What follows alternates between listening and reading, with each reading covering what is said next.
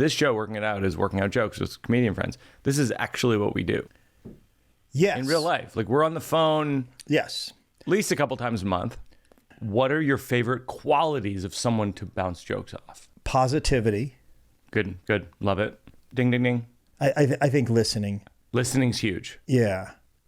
Yeah, you gotta listen before you can actually give a take. Right. Or an addition. And then I think also knowing the person helps. Yep. Because like, hey man, this is what you're good at, or this is a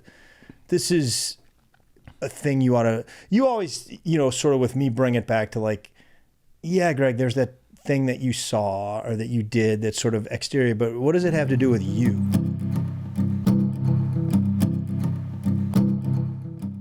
What's funny is when we met at the Stress Factory in New Jersey, we both had nothing. And when I say nothing, I mean like we were both sort of broke. I think you were staying with your brother in Jersey. Yeah. I was staying on my sister's couch in Brooklyn. And we were just kindred spirits because we thought each other were funny and nice. Yeah. And like that was what the friendship was based on. Yeah. And other than my improv group in college, I'd say you're my oldest comedy friend. Wow. Am I yours?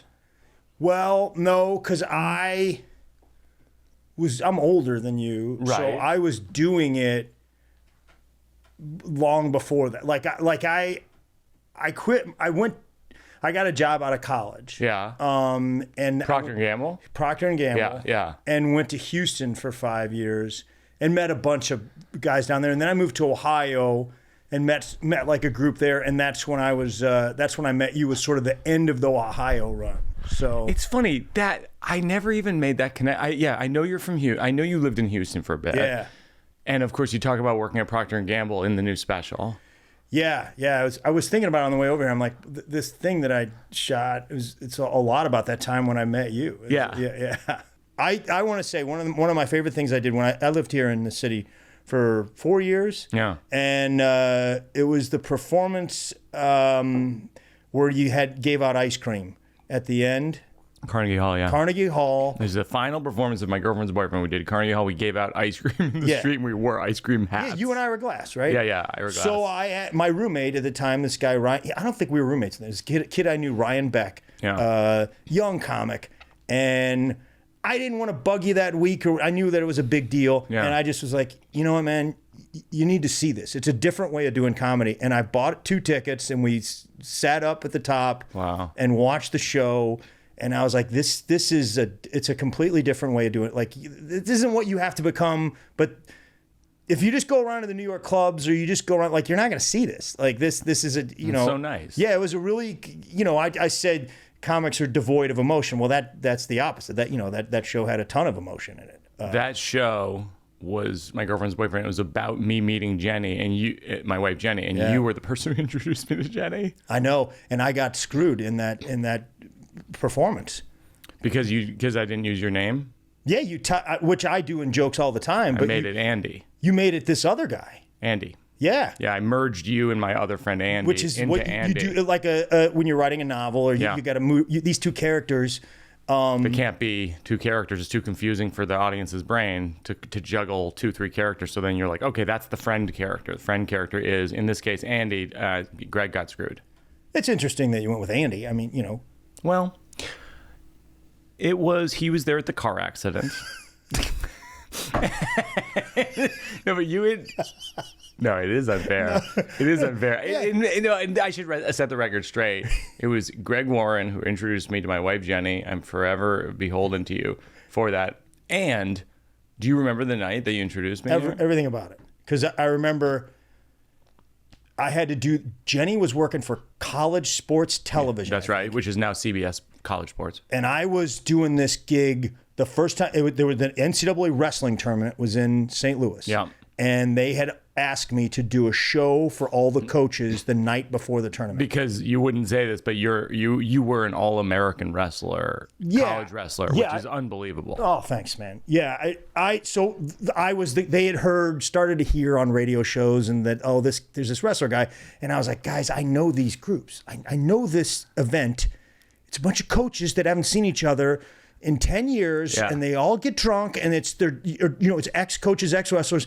It's not a good idea. Well, they just kept pushing, and I was like, guys, it's a terrible idea. And they just talked me into it. I'm like, yeah, this is going to be different. Yeah. So that night, it was the first time, and I look back, I'm like, I wasn't even prepared to do that kind of thing. Yeah. But I went up, and Jenny was there, and she was part of College Sports TV. So I went up, and I got through it, and had a couple of good moments, but it was hard. Yeah. And then, Jenny's pretty. And I was like, hey. Thank you on her behalf.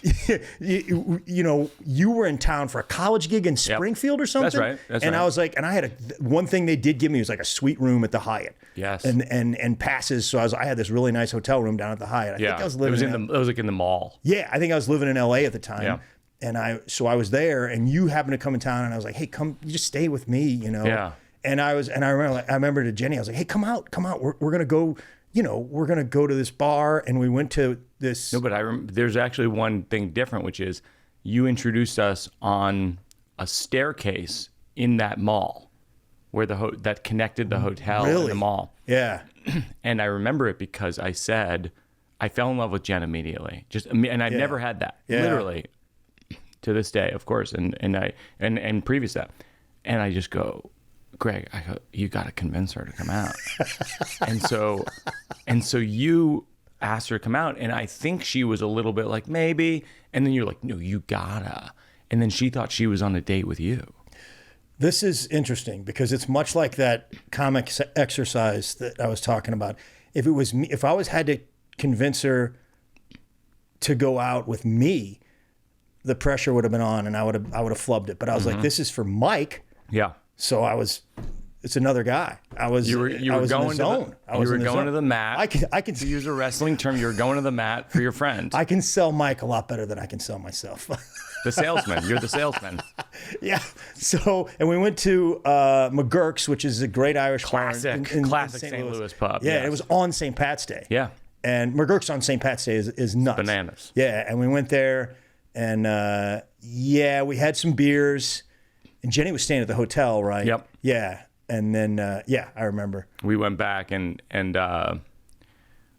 she and I were, I think a friend of yours drove us back to the hotel, and like she and I were in the back seat together, and it was like a really sweet moment we had, and I was just like, oh my God, I'm like in love with this person. Yeah, you guys right away, I just remember there was some talk of like, you were both young people in New York City, and you I don't know if you knew this, you maybe knew a little bit of the same people, but you knew some stuff, there's immediately like, I know this thing that people do in New York City. Well, Jenny and I always talk about how if we didn't meet there in St. Louis, I feel like we would have met in 10 other places. Yeah. Kind of thing. Like we were in the same universe. She was in the East Village and I was in Brooklyn, and it was just kind of like, but, yeah, and then I remember she and I reference you to this day. I don't even know if I've ever told you this, because I called you. I remember I was like, so that girl Jenny you introduced me to, we're like dating. It seems pretty serious,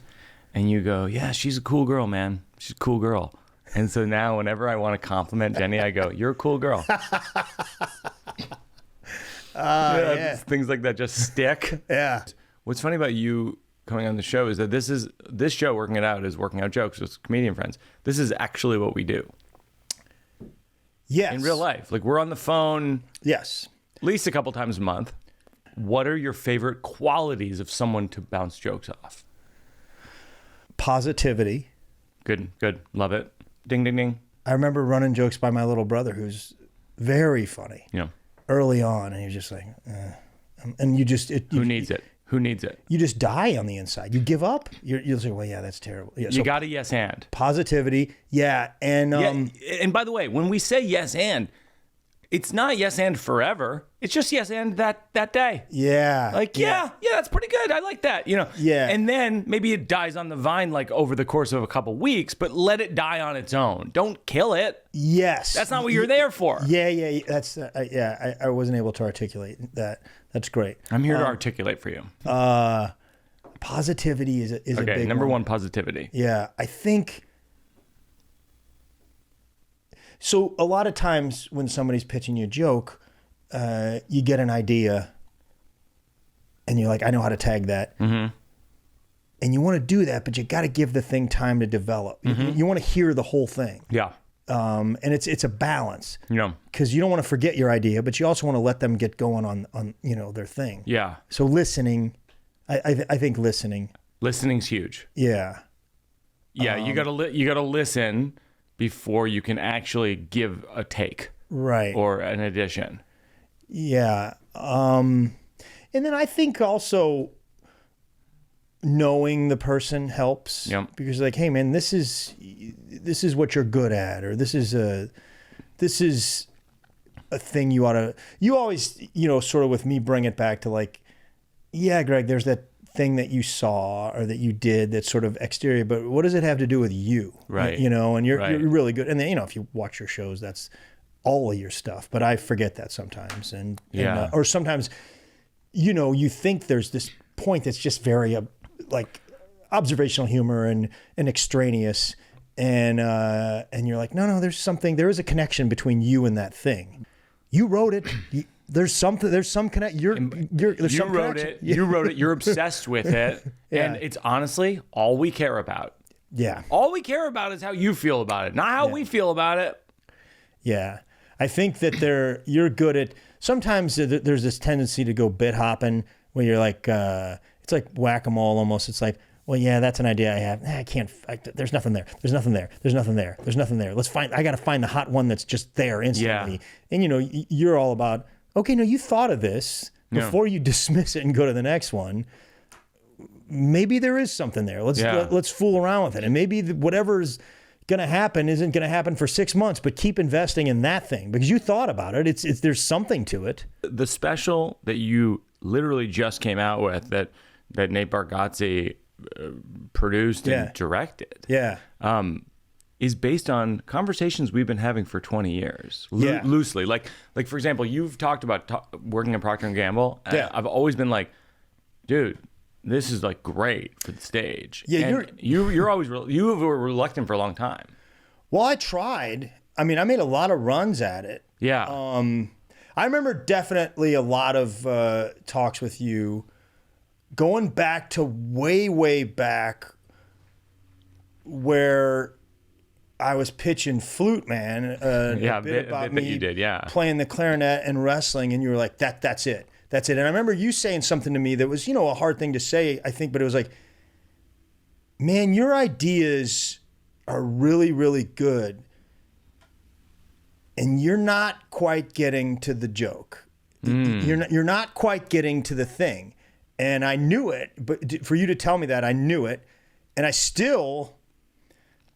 It's got me to this theory that I've thought. So you have like over here is this idea for a joke, and over here is the thing that pops. Yes, and you can put it in a special. Yes. Okay. I still to this day can't quite explain what goes on between here and here. What do you mean? Like I don't. You have this idea and then you do all this writing and you go on stage and you mess around with it and you apply different techniques and there's just a lot of it's innate and you're like, I got to say it that way. And then eventually you get to this thing that works. I can't sit down and tell a young comic that, hey man, just do these 5 things and that's how you get to that thing. The only thing I can say is, if you continue to attempt it, eventually the space gets a lot. Like eventually you had got there quicker than I did. You just sort of were like, especially the 2-drink mic, like you sort of like, I have this premise and then it's this bam thing that could go on a late night set. Yeah. I couldn't get there. And it just took me a lot longer.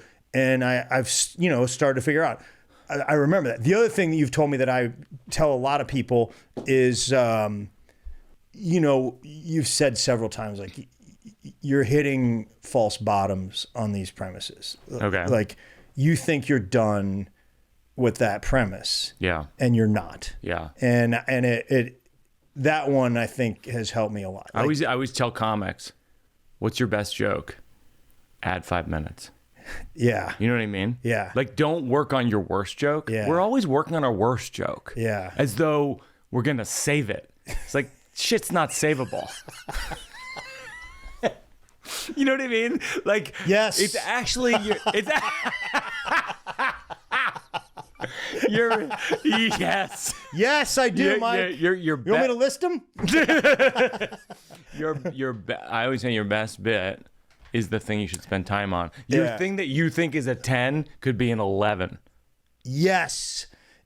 And so back to the question is the Procter & Gamble stuff. I took runs at it for years. Yeah. And I took runs at it. And then over the pandemic, I got a little sillier with it. And I sort of adopted this. A lot of it's truth, but a lot of it's not. Like, adopted this character of fierce Procter & Gamble loyalist. Serious loyalist. Loyalist. And part of that is true. Like, I am loyal. I know more about peanut butter than almost any, I know a lot about peanut butter. Settle down, Greg. Jesus Christ, Greg. It's an important topic. This is a podcast. Yeah, I know, man. But it's also it's an opportunity for me to look into the camera and tell people about the different brands of peanut butter. Okay, Jif's where it's at. The rest of it's garbage. Oh my God, Jesus Christ, Jif. I just think, come on, Jif. You're gonna hold your ground on Jif? Yes, I am. Yeah. You're gonna dismiss the organic peanut butters that don't have added sugar and salt? And then are inedible. You're talking about the thing that has the inch of oil on top of. Yeah, you mix it up. It doesn't take that long. Oh, you mix it up. You mix it up. So now I'm supposed to just make the peanut butter. Just hand me a bag of peanuts and a hammer next time. I'll smash them up myself, Mike. I mean, I know you're an expert, but like, you're really missing it. Let's look at the market shares, Mike, and see who's wrong. Okay. No, I mean, look, I'm not saying that their business model isn't good. And you sell people garbage for $1, you're gonna make a profit. $1, really? $1? You don't even know the price points. You don't know the price points, man. The main size is 18 ounce. When I was selling it, a 2 for $3 is the best deal of the year. That's the back to school ad. 2 for $3 on the shelf every day. $2.29. I bet you right now you're looking at most in New York. Get this guy out in New York, Mike. Gary, get this guy the fuck out of here. Dumb bodega, and it's probably $3.29. Get him out. Get him out. I'm not leaving, Gary.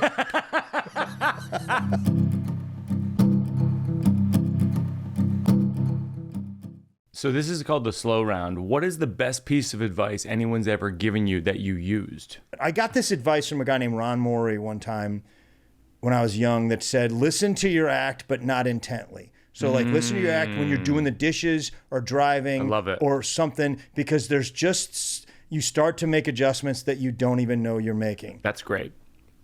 That's great. You think so? Because not only is it great advice on its face, but actually there's a subtle second layer to it, which is it's hard to listen to your own voice.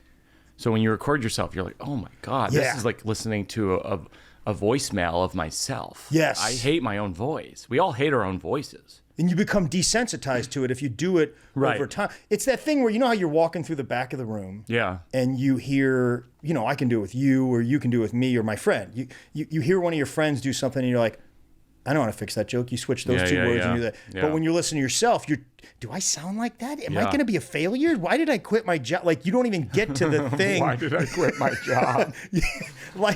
Dude, that's so funny. I was making 6 figures selling Pringles. I would have been retired. All that's going on. Not the thing about which word do you need to take out. But if you listen long enough, the guy that you're hearing on the cassette tape eventually just sounds like any other comic. You're just hearing the sort of the technical aspects, not the emotional aspects. Right. You're detached emotionally from the actual recording. Well, if you do comedy long enough, you're detached emotionally from everything. What's your favorite joke? You must know a joke. Oh, it's that talking dog joke. Okay. Can you say it? Yeah. Guy goes to the, he's looking at the paper. It says talking dog, $50. And he's like, I got to go to this guy's house. So he goes to the guy's house. He goes, guy answers the door. He goes, is this a place with a talking dog? Guy goes, yeah. He goes, well, can I see him? He goes, yeah, man, he's in the back. So he walks back there and there's this dog reading the paper, And he goes, is that him? He goes, oh, you looking for me? He's like, you gotta be kidding me. He goes, you're the talking dog? He goes, yeah, it's me. He goes, well, can you tell me about yourself a little bit? He goes, yeah. He goes, I'm originally Canadian. He goes, I was a snow rescue dog. That's how I kind of got started. And obviously I was better than a lot of the other snow rescue dogs because I could talk, like these guys would be lost and I could find them, be like, hey, are you in there? You can find them. He goes, and then I got moved into actually the FBI, the American FBI. I was doing some work as a drug sniffing dog. Because I could communicate better with the officers and you could see what happened. And then he goes, I've been lately doing some work as a bomb sniffing dog and it's really going well. And the guy goes, hold on, man, hold on. He goes, this is an amazing specimen. He goes, why are you only charging $50 from me? He goes, because he's a liar, man. He doesn't do any of that stuff. Great joke. Great joke. Because he's a liar. He didn't do any of that stuff, man.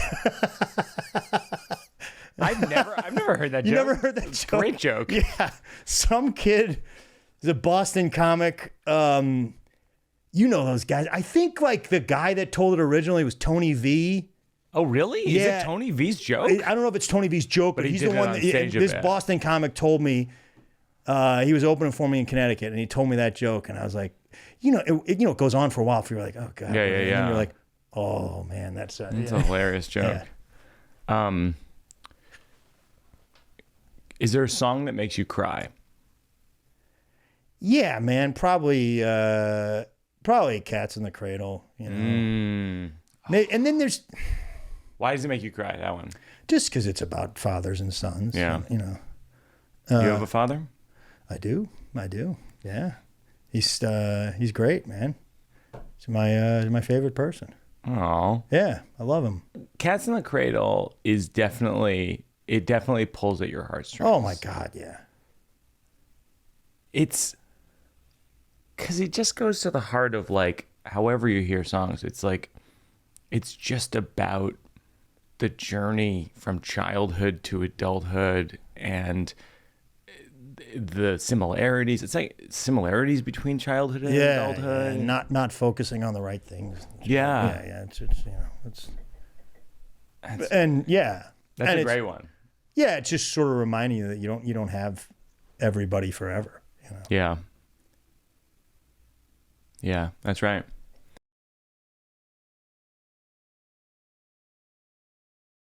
I want to work out a couple of jokes. It's funny. Awesome. It's funny you should say that because the father-son thing. I've been talking a lot about my dad, and especially in relation to like me being a father now. Yeah. And so like the other day I was experimenting with this joke where I go like, when I was a kid, my dad would feel unappreciated, and he would just go, oh, I guess you just need me to send the check around here. Just send the check.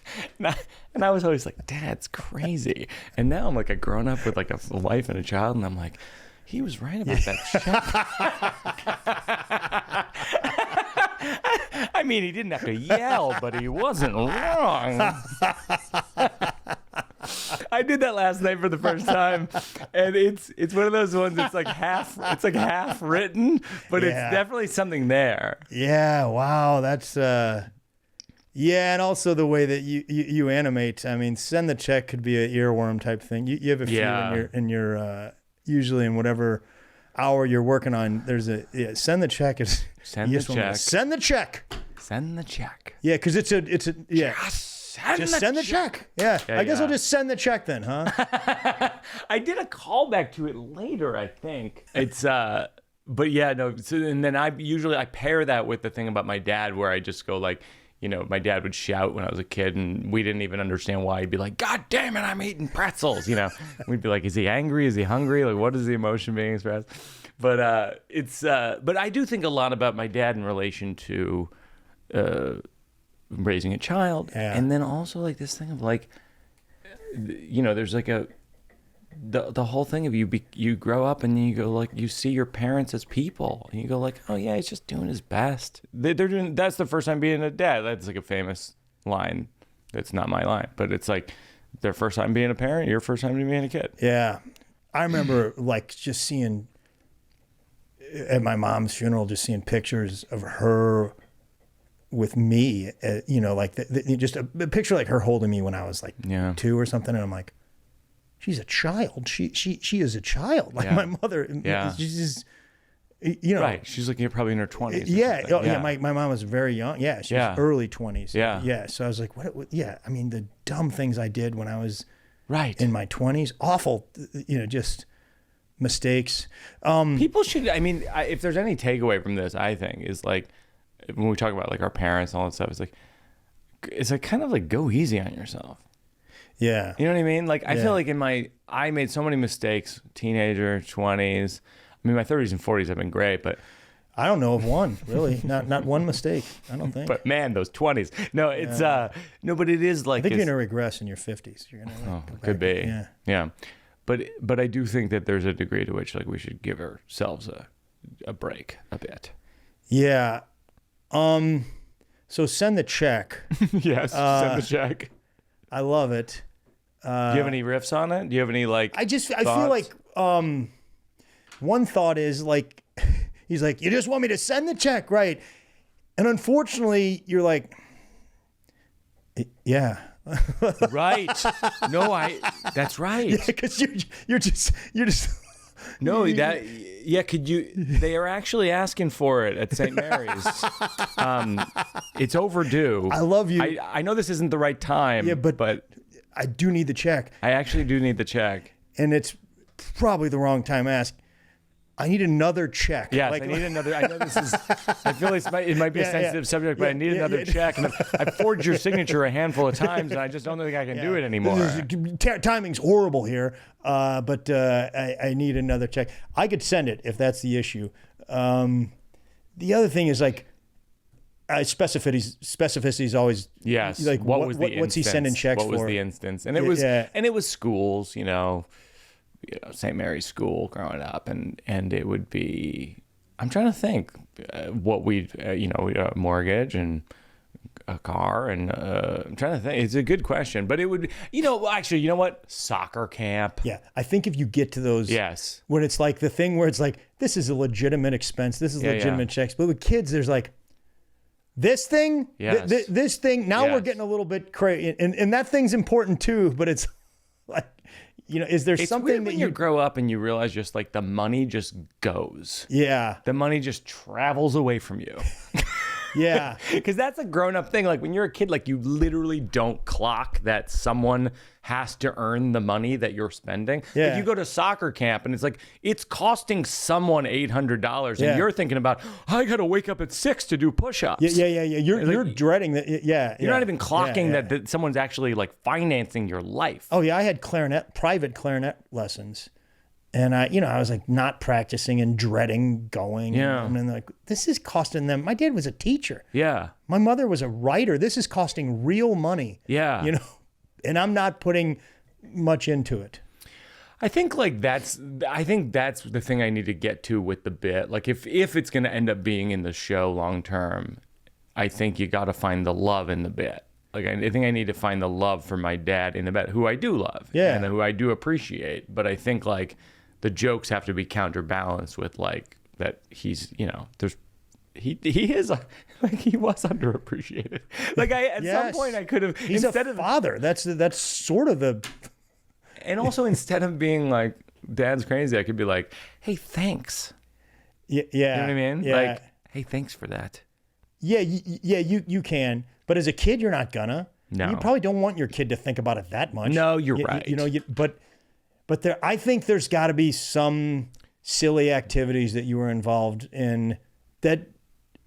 I say silly, but just like those are the kind of activities that build an artist or whatever. But but I think there's something that your dad wrote a check for that's that's funny, like an outrageous thing, a birthday party, or pizza for the baseball team or whatever it is. Yeah. Do you have any things that you're working on that are like half bits right now, premises? What do you, when you go on stage in St. Louis, because that's where you work out a lot, right? Yeah. When you go to the Funny Bone there, like what's your 10 minutes that you're like, I don't know what this is yet? Yeah, I'm fooling around.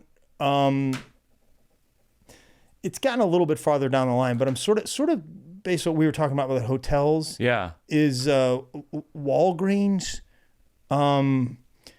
You know, when you go to Walgreens, like there's good things about them. There's a lot of them, and they're open late. Yep. But past 10 o'clock, they're just kind of open. Like it's very like you walk in and the lights are on and the door opens and there's not one human being visible. Yeah. And this is where I need to articulate. There's something about it where you're like, I think something horrible just happened here. I'm concerned for my safety. Did what happened? Did CVS attack them? Did a cheetah get loose? Like, and then eventually, you'll hear something like, "I'm back here." Well, you know what? I'm back here. Don't be back there. Yeah. Don't be back there. And that's exactly what I wanted was to be startled by a voice that I can't see. Yes. How about you jump out from behind the magazines with a ski mask on that kind, or a hockey mask. Terrifying. It's scary. You're just more scared at night, I think, for some reason. Right. It's almost like you'd rather there be no people in a Walgreens than one person in a Walgreens. There's something terrifying about just a single person. Yeah. And the other thing is, like, I understand economics to some, like, you guys are Walgreens. Yeah. You guys are,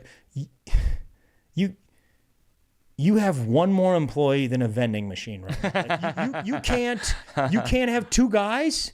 You can't have an up here guy and a back there guy. So I'm gonna back this out and say the thing that we were talking about earlier. How is it about you? Yeah, that's how do you feel about it? How do you feel? Does it make you feel scared? When I walk in there, I feel a little scared, which is. I shouldn't be, but as a kid, I wouldn't. In my 30s, 20s, definitely not. Right. But as you get older, you're like, bad stuff happens. Part of it's weird because I have a lot of guilt issues, and I don't want to be adjacent to anything that goes wrong because I'm going to get blamed. I think maybe I'm afraid like something terrible is going on here, and there's somebody lying dead underneath the counter, and the cop's going to be like, this guy. Yes. Like, no, man, I just walked in, Yes. That might be part of the fear. Yes. So yeah, I feel afraid. And then also maybe unreasonably, just that like, Greg, your life is pretty easy. You're really going to complain about the fact that you gotta wait a second or be a little uncomfortable when you walk into a Walgreens. I guess my question also would be like, what are you getting? That's a good question. I think if it's late night at Walgreens, it's either medication, like something where I just have a cold, right? And I can't sleep, or something. Yeah, I can't sleep. Yeah. Or is like some sort of food binge, which is you're coming in here to eat things that you don't need. Yes. And just be completely gluttonous, and you're gonna have a problem with this guy that's working in the back. That's a good. You're right. That's a good point. It's yeah. I'm trying to buy combos over here, my man. Yeah. I have an eating problem. I don't know who's binging on combos. No, that's what I would do. Really? Yeah. I mean, if I'm in Springfield, Missouri, in the middle of the night. That's where I was born. Yeah, we know. You bring it up a lot. I don't appreciate that. It's adjacent to the Ozarks, which you've already. So you're in Springfield, Missouri, and it's the middle, and you did a gig, and then you just get. This happens to me. Yeah. 11 o'clock, so hungry. Yeah. So hungry. You go to Walgreens. Honestly, I'm just going Nature Valley granola bar, Nutri-Grain bar. You're binging on Nutri-Grain bars? Yeah. I'm just trying to fill my body with stuff that will indicate to my brain that I'm full. Okay. Fast enough that I don't gain 10 pounds overnight. Okay, I got you. Yeah. That's all I do at Walgreens. That's my only business with Walgreens. And also my sleepwalking medication. Sometimes in a pinch. I had a story once. One time I was on the road, and I have to take this clonazepam, and it's serious. If I don't take it, like I could jump through a window. Right. I mean, I have a real serious thing. And I ran out. I was in my 20s. I was like irresponsible. I ran out of it. I called my doctor. I'm like, I'm in Seattle. I really need this clonazepam. Yeah. And my doctor, this woman who was 4 doctors ago, sleep doctor, she just goes, Mike, what's going on with you? I was like, what do you mean? She's like, why do you need this drug so much? I was just like, you're my doctor. I have REM sleep behavior disorder. Do people abuse? Yes. Okay.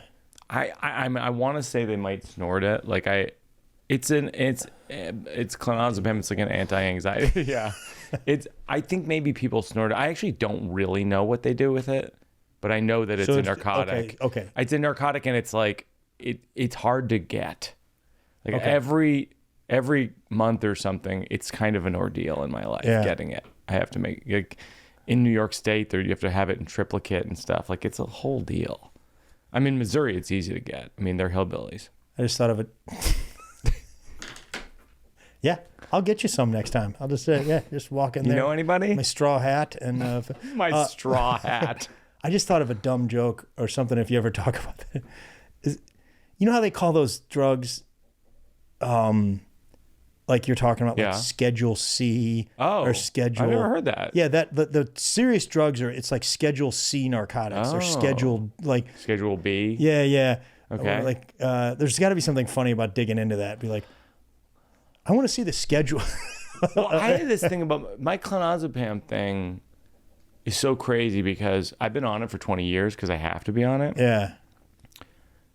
Just recently, I looked at the side effects. Like last week. I'm not even kidding.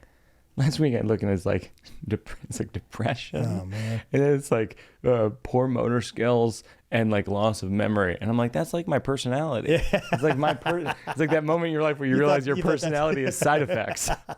I thought it was just that guy. That's how I've been building a persona on this. Yeah, and like it's weird because I have to take 1.5 milligrams every night before bed, which means I have to cut a pill in half. You know who shouldn't do that? Someone with poor motor skills. So that's like a bit I've been working on. Do you have a pill cutter or do you use I have a pill cutter, and I find that the cut I snap them, and it's all I'm right. a little concerned. You're showing she might have been right to ask you that question because she's like, what are you doing that you need this all the time? Also, you said 4 doctors ago, you're doc hopping. I know. And that's what those guys do. Oh, that's a good point. Yeah. But I didn't doc hop. She moved to true story. She moved to Hawaii. Oh, really? Yeah. Yeah. Yeah, that's what I would do if I were that doctor. I can't take these Birbiglia phone calls anymore. I can't take it. I'm going to the islands.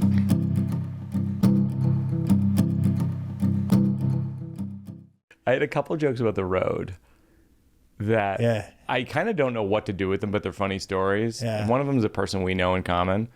So I was backstage when I was starting out, opening for this guy in Cleveland. Yeah. And I'm writing on my laptop, I'm writing jokes.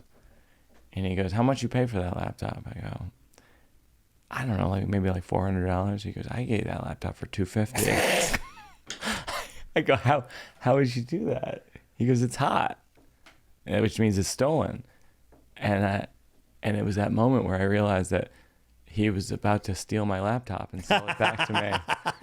And he'd be like, it's perfect for you. It's got all your files, photos of your family. Is this a comic? Yeah, it's someone you know. Oh, that's hilarious. It's a person who we know in common who we both worked with a bunch. And I think we both love him. Yeah. And he often boasts about how well his sets go in a way that's like wild. By the way, this is what I'll say about him also, because this won't give away who it is.